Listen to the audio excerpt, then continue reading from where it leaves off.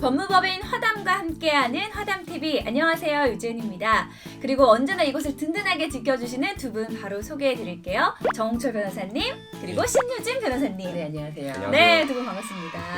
지난번에 슬기로운 토지보상 방송이 나갔는데 어떻게 주변 반응 어떠셨나요? 새롭다고 하더라고요. 그래요? 네. 새롭다 끝인가요? 조회수가 꽤 올라갔다. 구독자가 늘어났다. 뭔가 네. 좀 전환기가 있을 것 같은 네, 그리고 유지은 아나운서가 중간에서 중심을 잡고 네. 질문을 꼭 필요한 것들에 대해서 딱딱 찍어주니까 훨씬 귀에 쏙쏙 들어왔다 이런 얘기 있더라고요. 아무래도 제가 있는 가장 큰 이유가 그걸 것 같아요. 뭐냐면 아무래도 두 분은 이 토지 보상이라는 것에 대해서 전문가기 때문에 당연히 이것쯤은 알겠지 하고 넘어가는 부분들이 생길 수 있잖아요. 맞아요. 근데 저처럼 아직 좀 낯선 분들한테는 아니 근데 이건 어떻게 되는 거죠? 이건 왜 이럴까요? 이렇게 궁금한 점들이 생기다 보니까 그 부분을 제가 열심히 물어봐 주는 게 네. 저의 가장 큰 역할이 아닌가 싶습니다. 자, 지난번에 이어서 오늘 저희가 함께 이야기를 나눠볼 주제는요, 바로 3기 신도시에 관한 이야기입니다. 먼저 이 3기 신도시 어떤 건가요? 네, 정부가 수도권 30만 호를 공급하겠다. 30만 호. 대규모죠? 네. 작년에 지구 지정된 데가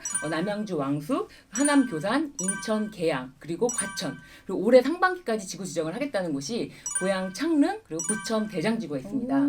아니 그래서 제가 이 3기 신도시에 관련한 여러 기사들을 좀 검색을 해봤거든요. 그랬더니 굉장히 낯선 단어가 많이 보이더라고요. 바로 대토 보상이라는 이야기였습니다. 이 대토 보상 어떤 건가요?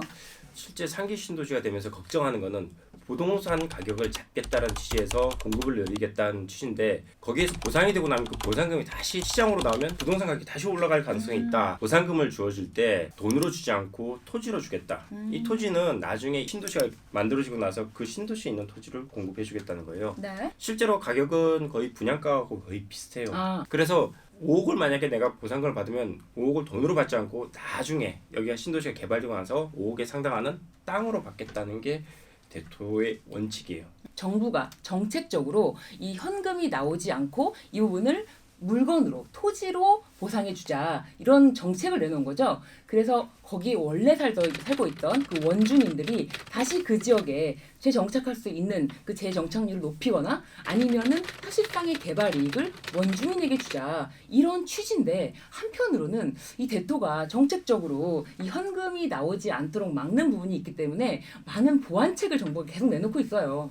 자, 그러면 우리가 보상을 받을 때 현금도 받을 수가 있고 토지도 받을 수가 있다라는 얘기잖아요. 그렇다면 현금으로 받는 것과 토지로 보상을 받는 것 좀 차이점이 있을 것 같아요. 차이점이 있어요. 네. 물론 돈이다 토지다 이 차이점은 당연한 것이고, 현금으로 보상을 받는 사람들은 만약에 보상금이 적으면 이의를 할 수 있어요. 네. 그래서 수용 재결, 이의 재결, 행정소송, 아까 그 증액 단계를 갖출 수 있는데, 내가 땅으로 받고 싶다 하는 분들은 협의 단계에서 계약을 해버려야 되기 때문에 실제적으로 증액 업무를 할 수가 없어요. 그럼에도 불구하고 보상금을 토지로 받겠다는 분들은 나중에 이게 혹시 잘 돼서 프리미엄이 붙지 않을까라는 기대감이 있는 거예요. 사실상 분양가로 하더라도 주변 시세보다는 쌀 거다. 그리고 여기가 나중에 뭐 부동산 경기가 좋아지거나 그렇게 되면은 뭔가 이로운 점이 있을 거다 생각해서 보상금 오르는 것보다 그게 더 나아라고 해서 받는 거죠. 그런데 토지로 받기까지 한 2년 가까이가 자금이 묶여버립니다. 그게 사실은 굉장히 좀 힘든 부분이 하나가 있고, 네. 두 번째는 약간 좋은 점이라고 볼 수 있으면 양도세를 단번에 안 내도 된다는 건 좋은 점인데, 사람들이 대토에 대한 권리를 가지고 그대로 토지를 받아서 소유권 이전을 하고 활용하기보다는 중간에 슬쩍슬쩍 팔아버리는 경우가 있죠. 우리가 흔히 예전에 그 딱지라는 네, 표현을 많이 맞습니다. 쓰긴 하는데 그런 건가 봐요. 네, 그렇죠. 전매를 하는 거죠. 이 전매에 대해서 기존에는 이 전매 행위를 제한하는 취지로 땅으로 준다고 했던 것을 그냥 현금으로 주겠다라고 해서 그 증액조차 할 수 없는 고정된 현금으로 주면서 약간의 이자를 주는 것이 대토를 전매하는 것에 대한 페널티로 봤다면, 지금 그런 거 갖고는 사람들이 눈도 껍질 안 해요. 계속 전매를 하는 거예요. 그러면 결국엔 또 다시 현금이 시장에 돌고, 이런 부분이 또 다시 부동산 투기 과열에 이용되고, 그렇기 때문에 전매 행위 제한에 대해서 이번에는 형사처벌이라는 법을 개정했습니다. 실제 전매 제한을 했지만은 처벌이 없어요. 땅을 주려고 했는데 그냥 돈 받아가, 땅을 안 줘 라고 하는 것밖에 없어요. 그런데 이게 실제적으로 실효성이 있으려면은 전매가 막아져야지만이 부동산 투기에 대한 과열이 막아지는데, 결국은 형사처벌 조항을 뒀어요. 이번에 3월 6일 날 본회의를 통과했는데 3년 이하의 징역, 1억 원 이하의 벌금을 받을 수 있어요. 정부가 결국은 대토를 보상을 강화하고 대토 보상으로 인해서 부동산 과열이 되는 건 또 막게 하기 위해서 그 드라이브를 건 거죠. 근데 참 한편으로 대토라는 것이 딜레마가 있지 않나. 정부는 대토 보상을 양성화시켜서 좀 현금이 부동산 시장에 다시 들어오지 않게끔 하고 싶은데 대토라는 것이 수익이라는 것에 대해서 아직은 물음표예요. 그렇기 때문에 사람들이 갸우뚱 하고 있는데 또 분양가 상한제 이런 얘기 나와요. 그러면은 나중에 분양가 상한제로 또 걸리면은 내가 대토가 수익이 리츠에 토지를 넣었을 때 과연 수익성이 더 그만큼 나올 수 있을 것이냐. 또 그런 또 물음표가 생기는 거기 때문에 이 대토에 대해서는 아직까지 여러 가지 물음표가 남아있다. 저는 그렇게 생각합니다. 네, 이제 대토 보상에 관해서 여러 이야기를 나눠봤는데요. 정말 낯선 단어들이 계속해서 나오고 있습니다. 리츠에서부터 또 신탁 거래, 또 전매, 뭔가 좀 어려운 부분이 좀 있거든요. 변호사님, 이 좀 간략하게 알아듣기 쉽게 정리를 좀 해주시면 좋을 것 같아요. 간략할 수는 없는데 네. 일단은 소유권이 이전되고 나서는 팔아도 괜찮아요. 그럼 소유권 이전되기 전까지 전매를 하면서 부동산 투기를 과열하는 이런 상황은 막자라는 게 취지예요. 부동산 리츠는 뭐냐면 제가 토지를 어떤 리츠 회사에다가 넣고 현물 출자로 가죠. 보통은 그 토지가 결국은 분양이 되고 수익이 남으면 나한테 돌아오는 구조예요. 그러면 결과적으로 중간에 전매가 일어나거나 부동산 투기 과열이 되거나 그런 가능성은 좀 떨어지죠. 그래서 그건 인정을 해줘요. 그런데 전매라고 하는 거는 제가 그냥 계약만 해놨어요. 아직까지 땅 받으려면 멀었어요. 근데 계속 이제 파는 거예요. 프리미엄 먹고 이런 식으로 되다 보면은 나중에 최종적으로는 돈 있는 사람들이 이게 매매를 할 수 있는 구조로 가버려요. 그럼 결국 부동산 시장 안정화보다는 투기 목적이 되는 거죠. 이게 전매 제한인데 신탁 거래라는 건 뭐냐면은 아주 이게 머리를 교묘하게 쓴 건데 보상금을 만약에 제가 토지로 받겠습니다라고 신청을 하고 나면은 다시 현금으로 받을 수가 있을까요? 원래는 없는 거잖아요. 없죠. 그런데 법에는 어떻게 되냐면 대토로 받겠습니다 신청을 하고 1년 정도 지나고 나면은 죄송한데 저 땅으로 받기 너무 힘들어요. 제가 돈으로 받을게요. 라고 할 수가 있어요. 다시 바꾸는 거군요. 예. 이 권리를 전매 대신에 넘기는 거예요. 권리를 넘기는 거군요. 예. 이 보상받을 권리를 현금으로 받을 권리를 저는 갖고 있으면서 대신에 3천만 원, 4천만 원, 5천만 원, 1억 주면서 대토를 나중에 할 수 있는 권리에 대해서 뭔가 권한 확보 수단으로 쓰고 있는 거예요. 이게 신탁 친구로 얘기하는데 짧게만 얘기한다면은 결국 전매와 신탁은 개개인의 투기로 형성되는 계속적인 반복이 있을 수밖에 없는 구조. 그래서 막아야 되는 구조.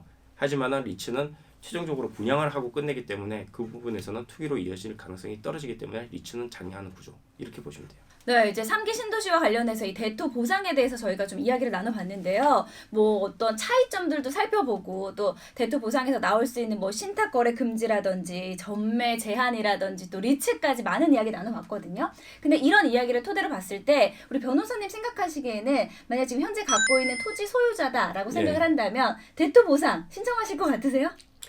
대토 보상을 신청하는 딱 하나의 이유는 땅값이 더 오를 거라는 부동산 경기 활성화에 대한 기대감이에요, 사실은. 근데 그게 지금 기대를 할 수 있는지가 관건이고 네. 두 번째는 아까 뭐라고 했어요? 보상금 증액이 안 된다고 했어요. 네. 그렇다면은 나는 내 땅을 보상받을 때 10억이라고 생각했는데 6억을 보상해주면서 내가 6억치 땅을 달라. 이거는 이상하잖아요, 사실은.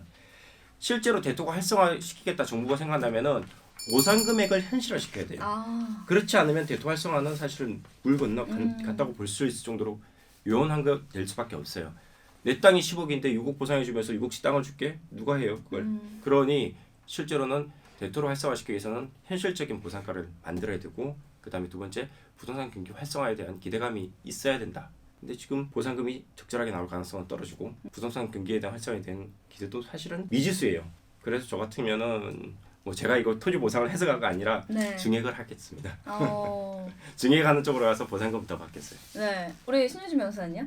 저는 대토에 대해서 아주 희망적으로 보진 않아요. 왜냐하면 그동안 대토가 그렇게 수익성이 훌륭하다 이런 게 아니라 앞으로 잘할 거다라고 하고 정부에서도 계속 대토를 장려하기 위해서 여러 가지 정책을 펴고 있기 때문에 아직까지 거기에 희망을 걸기에는 그동안 성과가 별로 좋지 않지 않았냐? 이제 그런 지적을 하고 싶습니다. 네, 이 3기 신도시의 이 계획을 앞두고 현재 이 토지를 갖고 계신 토지 소유자분들은 내가 이걸 현금으로 받아야 할지 혹은 토지 보상으로 받아야 될지 많은 고민이 되실 것 같은데요. 고민이 되신다면 앞으로도 저희 화담TV와 함께 해주세요.